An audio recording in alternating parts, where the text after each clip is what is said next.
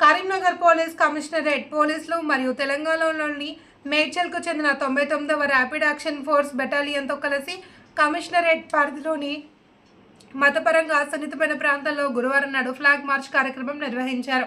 ఈ సందర్భంగా Karimnagar police commissioner Gaush Alam IPS మాట్లాడుతూ ఈ కార్యక్రమం ముఖ్య ఉద్దేశం ప్రధానంగా ప్రజలకు భరోసా కల్పించడం, భవిష్యత్తులో శాంతి భద్రతలను పెంపొందించడం, శాంతి భద్రతలకు విఘాతం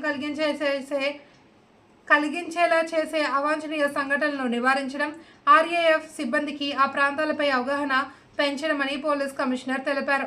ఈ సందర్భంగా ఆర్ఏఎఫ్ పోలీస్ మరియు స్పెషల్ యాక్షన్ టీం సిబ్బందితో కలిసి నగరంలోని కరీంనగర్ 3 టౌన్ పోలీస్ స్టేషన్ పరిధిలోని Gandhi Chowk, Naka Chowk, Husseinipura, old bypass, Marutinagar, board Chowk మరియు కమాండ్ చౌక్ వంటి ముఖ్య ప్రాంతాల గుండా ఫ్లాగ్ మార్చ్ నిర్వహించారు.